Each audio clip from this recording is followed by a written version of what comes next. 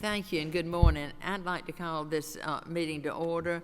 This is the Appropriations Economic Development Committee, and I just want to thank everybody that's helped us with this budget, especially Morgan Hall and how hard she's worked, and all the people on the committee, and especially our chairman, Terry England. He always, when I go to him, he always has time to talk to me and has such good advice. I didn't mean that as a joke. I mean that's a compliment.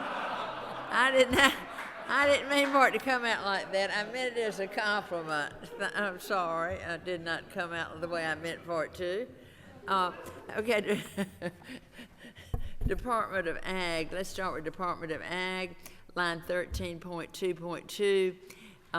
We passed a hemp bill last year, and this is to fund the operation of the hemp bill act that we did, $317,000 plus. Line 13.2.3, our committee recommends to increase the base salary in order to retain critical conditions, and this $565,000 plus will account for a 4% merit raise for people in the Department of Ag who've been there for 10 to 20 years and make less than $40,000. Line 13.2.2, we're recommending that you hire a soil sample scientist and one compliance scientist and 2 vehicles.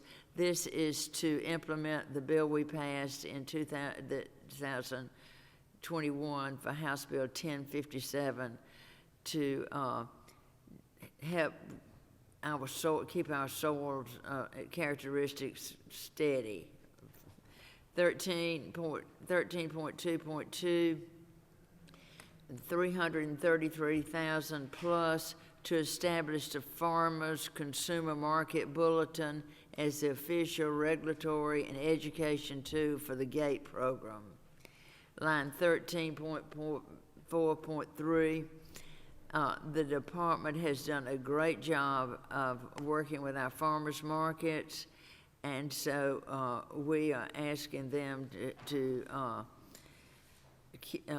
and we're not taking the cut for to retain the money that was given to them last year. 13.6.1, we're recommending restoring $1,000 cut to the Georgia Agricultural Expedition Authority. These funds will help the Georgia Fairgrounds get prepared for the National Fair. 13.7.1, this line item advises the Georgia Development Authority to utilize uncommitted forestry emergency disaster relief assistance funds for normal farmland and agricultural business loans offered by the authority. 13.8.1, to address the increasing workload of the Georgia Soil and Water Conservation Commission, $57,000 plus is proposed to hire one rural water technologist. This position works on federal water quality grants statewide. Now we will go to the Department of Community Affairs. In the Department of Community Affairs, if you'll go to line 16.9, Special Housing Initiative, this is to provide funds for the Southern Georgia Regional Commission Area Aging to hire a behavioral health coach for senior adults. And these senior adults, many of them are at risk to be homeless. And the next change is on 16.11.1, state economic development programs. We are asking that they utilize existing uncommitted regional economic business assistance funds to meet future obligations. and you'll see that we're asking them to use $5 million that they already have for their future obligations. The next change is from 16.13.1. We eliminated funds for the North Georgia Water Planning District. They do not need this money for another 5 years because they've just completed their study, and we appreciate everything that the Water Council does for the state, but we will give them the $550,000 in 5 years when it comes up. 16.15.1, we agreed with the governor's add of 39 million plus for Rural Innovation Fund.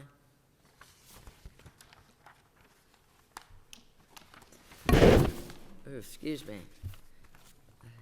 16.15.2, to provide funds to establish a broadband grant program. We agreed with the governor's plan of $10 million. There is an add on this program in Community Affairs. We would like to add $150,000 to help administrate and maintain the maps we have. The maps they've done on broadband are some of the probably the first and the best in the United States, and we want to keep those maps up. So we're suggesting that put $150,000 in to keep these maps up.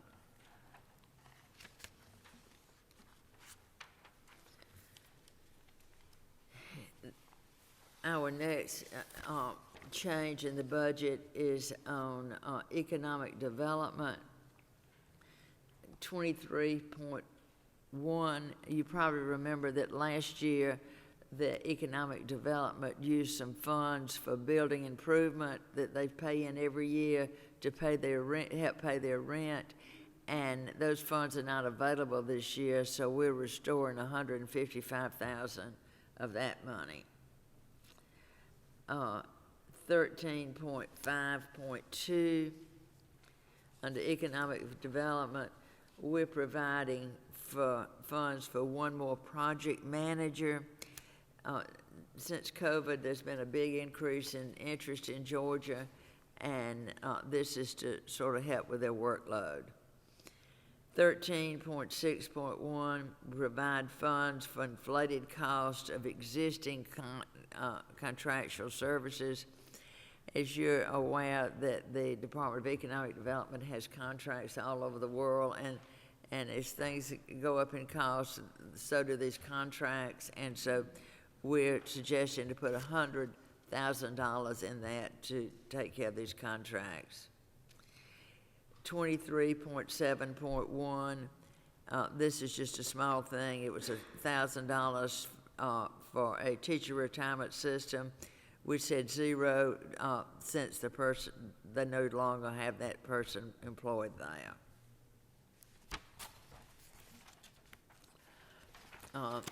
Tourism. I think anybody that has come to Atlanta lately knows that the tourism market and the convention thing is just really way, way down. And we appreciate all the work that the staff has done at the Georgia World Congress Center to keep things afloat. And we're asking for $2.5 million to help the staff rehire people that they've had to terminate because of this, or some people have gone to work in other agencies to sort of help out with the COVID crisis, and this is to help them reestablish and get ready for conventions and try to get things opened up so we can get things back, the economy moving.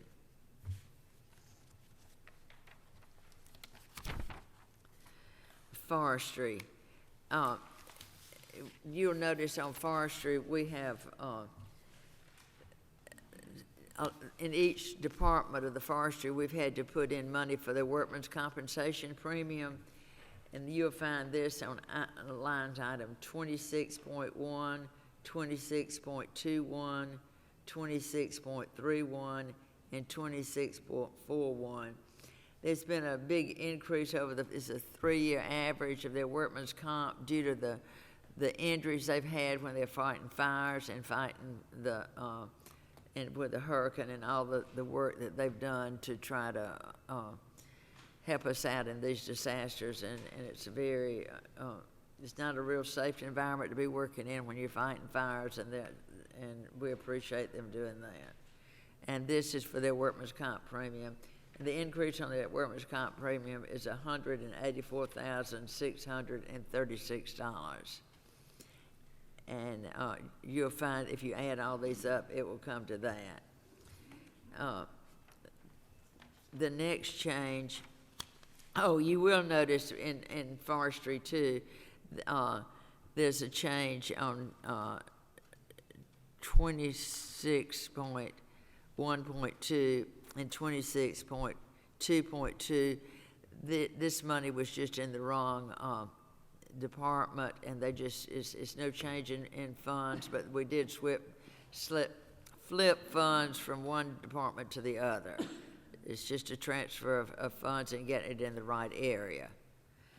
Public Service Commission, on lines 40.1.1, the Public Service Commission was sued, and these funds are for anticipated cost of the lawsuit.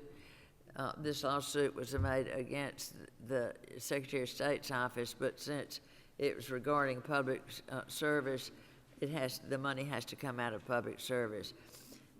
We put some money in the supplemental budget to cover the costs that had already been, but now we're anticipating $100,000 more legal fees, so we're going to pay $50,000 now, and in supplemental, if they need it, we will address that then.